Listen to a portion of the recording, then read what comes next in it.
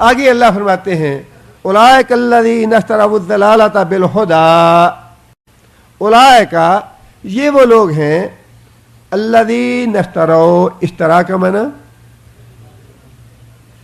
مشتری، خریدار، اردو میں لفظ استعمال ہوتا ہے اشتروا، انہوں نے خریدا، کیا خریدا؟ الضلالۃ، گمراہی کو، بالہدی، ہدایت کے بدلے میں۔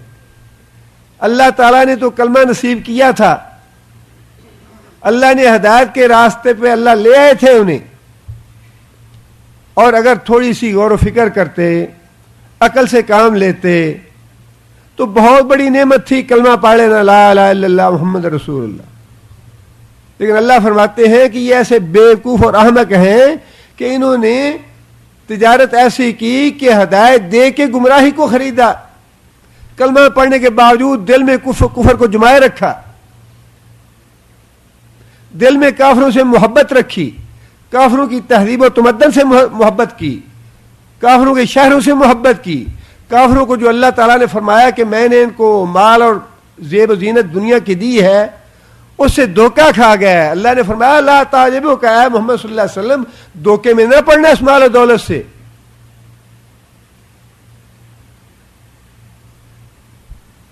بڑی اچھی اچھی چیزیں ہیں یورپ میں، بڑے اچھے ملک ہیں، بڑی گرینری ہے، بڑی اللہ کی نعمتیں ہیں وہاں پہ، امریکہ میں بڑی دولت ہے، بڑے ڈالر ہیں، جا کے خواہ ٹیکسی چلا چلا کے ذلیل ہوتے رہیں، ڈالر بڑے ہیں، روپوں میں بڑے پیسے بن جاتے ہیں۔ اللہ نے تو واضح طور پہ فرما دیا ہے کہ لوگوں ان کے مال و دولت سے دھوکہ نہ کھانا، میں نے تو مال و دولت جان بوجھ کے دی ہے ان کو،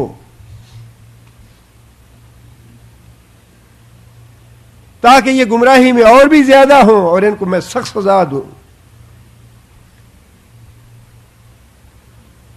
اللہ فرماتے ہیں کہ انہوں نے ہدایت کے بدلے میں گمراہی خریدی ہے، فما ربحت تجارتہم وما کانوا مہتدین۔ فما، ما یہاں پہ کون سا ہے؟ نافیہ ہے۔ فما ربحت، رابحہ کا معنی پرافٹ ہونا، نفع ہونا، فائدہ ہونا۔ رابحت کون سا صیغہ ہے؟ ماضی کا فعل ہے، بعض مؤنث غائب کا صیغہ ہے۔ فما ربحت، بالکل کوئی فائدہ نہ دیا، تجارتہم، ان کی تجارت نے۔ اب یہ دیکھیے کہ کافروں کے اس طرز عمل کو اللہ تعالیٰ نے تجارت فرمایا ہے، اور صرف منافقوں کا ہی نہیں بلکہ ہر آدمی اس دنیا میں تجارت کر رہا ہے۔ ایک تجارت تو وہ ہے نا جو ہم مال دولت کمانے کے لیے، روزی کمانے کے لیے تجارت کرتے ہیں، اس کے علاوہ بھی ایک تو اور تجارت ہے جو شعوری طور پہ یا لاشعوری طور پہ ہر آدمی کر رہا ہے۔ هل ادلکم علی تجارت تنجیکم من عذاب علیم، کیا لوگوں کیا میں تمہیں ایسی تجارت کا پتہ نہ دوں، تنجیکم من عذاب علیم، جو تمہیں عذاب علیم سے بچا لے۔ ایک وہ تجارت بھی ہے، میں بھی تجارت کر رہا ہوں، آپ بھی تجارت کر رہے ہیں، ہر آدمی تجارت کر رہا ہے، نیک ہے، برا ہے، فاسق ہے، فاجر ہے، متقی ہے، کافر ہے، مسلمان ہے، ہر آدمی تجارت کر رہا ہے، اور اس تجارت کا نتیجہ جو ہے یہ قیامت کے دن برآمد ہوگا۔ اور ہر آدمی کو یہ غور و فکر کرنا چاہیے کہ ہم اس دنیا میں کیسی تجارت کر رہے ہیں، اور تجارت کا مفہوم جو ہے آج تو ہر آدمی سمجھتا ہے، جو بالکل پڑھا ہوا نہیں ہے وہ بھی کم از کم تجارت تو بقالے میں بیٹھ کے دکانداری تو کر ہی سکتا ہے، وہ بھی تجارت تو وہ بھی سمجھتا ہے تجارت کیا ہوتی ہے۔ تجارت یہ ہے کہ انسان اپنی رقم لگاتا ہے کسی کام میں، اور اپنی رقم کو محفوظ رکھتے ہوئے اس پہ بہت زیادہ پرافٹ یا منافع حاصل کرتا ہے، وہ ہے فائدہ بخش تجارت۔ اور قرآن مجید نے دوسرا لفظ جو ہے اس کے مقابلے میں خسارے کا استعمال کیا ہے۔ خسارے کا مفہوم یہ ہے کہ انسان تجارت سے کوئی نفع تو حاصل نہ کر سکے بلکہ اس کا اصل زر جو ہے وہ بھی ڈوب جائے، اصل زر بھی ڈوب جائے۔ وہ خسارہ ہے. اور تجارت یہ ہے کہ انسان کو اپنے اصل زر پہ منافع ہو, پرافٹ ہو. اللہ فرماتے ہیں کہ یہ جو انہوں نے تجارت کی منافقوں نے, اس تجارت سے انہیں بالکل کوئی فائدہ نہیں ہوا. فائدہ اس لیے نہیں ہوا وما کانوا مہتدین, نہیں تھے یہ ہدایت کے طالب, یہ ہدایت چاہنے والے ہی نہیں تھے. اللہ نے بلا وجہ معروم نہیں کیا, اللہ نے بلا وجہ اندھے اور بہرا نہیں بنایا انہیں, بلکہ اللہ فرماتے ہیں کہ یہ تو ہدایت کے طالب ہی نہیں تھے, یہ تو دنیا کے کتے تھے, دنیا کے پیچھے پیچھے پھرتے رہے. کافروں کے پاس مال زیادہ ہے, ان کے پاس ڈالر زیادہ ہیں, وہ ہمیں امیر بنا سکتے ہیں, وہ ہماری معیشت سدھار سکتے ہیں, کتوں کی طرح ان کے پیچھے پیچھے پھرتے رہے. ان کو دین چاہیے نہیں تھا, اللہ کا رسول مطلوب ہی نہیں تھا انہیں, اللہ کے رسول کی طرف آنا ہی نہیں چاہتے تھے. وما کانوا مہتدین, یہ ہدایت چاہنے والے ہی نہیں تھے. اللہ کا قصور نہیں ہے, نہ اللہ کسی پہ زیادتی اور ظلم کرتے ہیں. جو بھی قصور ہے قیامت کے دن انسان اعتراف کرے گا کہ ہاں ہم خود ہی ظالم تھے.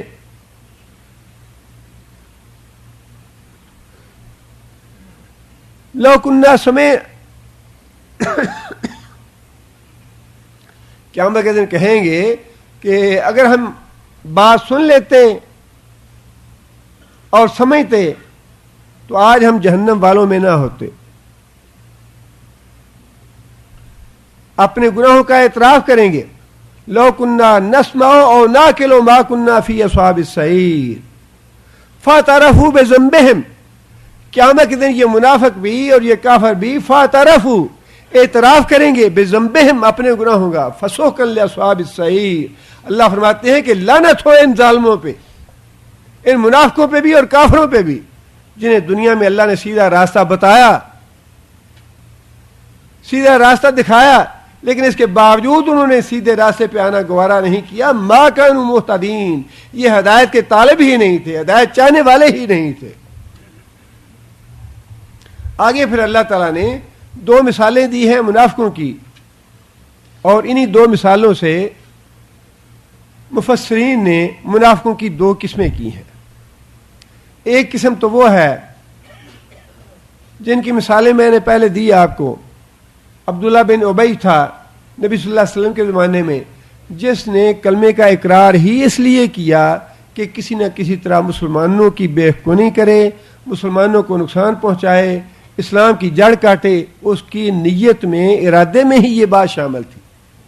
اس کے بعد عبداللہ بن سوا تھا, یا لارنس عربیہ تھا, یہ جتنے لوگ تھے یہ یہودی تھے, اور یہ اس لیے انہوں نے کلمہ پڑھا کہ اسلام کو نقصان پہنچایا جائے. ایک تو یہ منافق ہیں, ان کی مثال اللہ تعالیٰ نے پہلی آیت میں دی ہے. وہ مثال یہ ہے, اللہ فرماتے ہیں مثالہم, ان منافقوں کی مثال ایسی ہے کمثل, جیسے کہ مثال ہو الذی, اس شخص کی, استوقد نارن, جس نے آگ جلائی, فلما, پس جب, اضاءت, کون سا فعل ہے اضاءت؟ فعل ماضی ہے اور صیغہ واحد مؤنث غائب کا ہے. اضاء, ضو کا معنی روشنی. اضاءت, جب اس آگ نے روشن کر دیا, ماحولہ, ماحول کا لفظ اردو میں استعمال ہوتا ہے, فلاں آدمی کا ماحول ایسا ہے, فلاں جگہ کا ماحول ایسا ہے. ماحولہ, ما کا معنی جو, حول کا معنی گرد و پیش. فلما, پس جب, اضاءت, روشن کر دیا اس آگ نے, ماحولہ, جو کچھ بھی اس کے گرد و پیش میں تھا, اپنے ارد گرد کی جتنے بھی چیزیں تھیں اس کو اس آگ نے روشن کر دیا.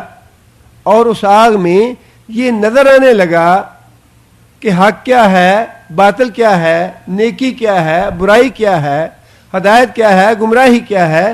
یہ ساری چیزیں اس روشنی میں نظر آنے لگیں. اللہ فرماتے ہیں ذہب اللہ بنورہم, ذہب اللہ, لے گیا اللہ تعالی, بنورہم, ان کی روشنی, ان کا نور جو ہے اللہ نے چھین لیا. اللہ نے کیوں چھین لیا ان کا نور؟ ما کانوا مہتدین، وہ ہدایت کے طالب ہی نہیں تھے. اللہ نے ظلم کے طور پہ نور نہیں چھینا، بلکہ اللہ نے نور اس لیے چھینا کہ انہوں نے اس نور کی قدر نہیں کی. اللہ نے کلمہ نصیب کیا لیکن اس کلمے کی قدر نہیں کی انہوں نے. اب دیکھیے نا، ایک آدمی، کتنے مسلمانوں میں بھی ایسے ہیں. اب ایک آدمی ہے، اللہ بڑی مہلت دیتا ہے، مسلمانوں کے گھر پیدا ہوا، کلمہ پڑھتا ہے، اسلامی نام رکھا ہے، ماں باپ نے تعلیم بھی دی اسلام کی سب کچھ، لیکن آدمی کلمہ پڑھنے کے باوجود نماز روزہ نہیں کرتا، نماز کا تارک ہے. اب نماز کا تارک ہے تو اللہ تعالیٰ آہستہ آہستہ جو نعمت دی تھی اس کی اس نے قدر نہیں کی. نماز نہ پڑھنا جو ہے اس کا مطلب یہ ہے کہ اس کو ضرورت نہیں ہے اس کی، اس نے قدر نہیں کی کلمے کی، جو اللہ نے اس پہ نعمت اس کو دی ہے قدر نہیں کی. اب پہلے نماز چھوڑے گا، پھر روزے چھوڑے گا، پھر اور نیکی کے کام چھوڑے گا، آہستہ آہستہ مکمل طور پہ وہ کافر بن جائے گا. اس لیے کہ اس نے خود نماز ترک کی، ابتدا خود اس نے کی. اس نے جو اللہ تعالیٰ کی نعمت تھی اس کی قدر نہیں کی کہ اللہ نے مجھے دین دیا ہے، اللہ نے مجھے کلمے کی نعمت عطا فرمائی ہے، اللہ نے مجھ پہ احسان کیا ہے کہ امت محمدیہ میں مجھے بنایا ہے. جب انسان کسی چیز کی قدر نہیں کرتا تو اللہ تعالیٰ اپنی نعمتیں چھین لیتے ہیں. لئن شکرتم لازیدنکم، شکر کرو گے تو اور بھی دوں گا، ولئن کفرتم، اور نہ شکری کرو گے ان عذابی لشدید، نعمتیں بھی چھین لوں گا اور سزا بھی سخت دوں گا. اللہ نے جو نعمت دی ہے اس کی قدر کرنی چاہیے، اور اس کی قدر یہی ہے کہ جو اللہ نے احکام دیے ہیں، جو اللہ کے فرمان ہیں، ان کی اطاعت اور فرما برداری کی جائے. اللہ فرماتے ہیں ذہب اللہ بنورہم، ان کی ناقدری کی وجہ سے اللہ تعالیٰ نے ان کا جو نور تھا وہ چھین لیا. وَتَرَكَهُمْ، اور چھوڑ دیا ان کو فی ظلمات، تاریکیوں میں، لا یبصرون، اب وہ نہیں دیکھ پاتے. اللہ تعالیٰ نے ان کا نور چھین لیا، آنکھیں ان کی موند دیں، اندھا بنا دیا، اور اللہ تعالیٰ نے ان کو تاریکیوں میں بھٹکنے کے لیے چھوڑ دیا. اب وہ اندھے ہیں، دیکھتے نہیں ہیں. یہ اندھا پن جو ہے یہ آنکھوں کا اندھا پن نہیں ہے بلکہ دل کا اندھا پن ہے. آنکھیں تو ہے ان کی، لیکن وہ آنکھیں انسانوں کی نہیں ہیں، وہ کتوں اور سور کی آنکھ ہے، جسے کتا دیکھتا ہے، جسے سور دیکھتا ہے. ان کے پاس دل بھی ہیں لیکن دل انسان والے نہیں ہیں، کتے اور خنزیر کے دل ہیں ان کے، جو اللہ کی اطاعت گزاری اور فرما برداری نہیں کرتے، جو اللہ کے نافرمان ہیں. ان کے دل، ان کے دماغ، ان کی آنکھیں، ان کے ہاتھ اور پاؤں انسانوں کے نہیں ہیں بلکہ بندروں اور کتوں کے ہاتھ اور پاؤں ہیں.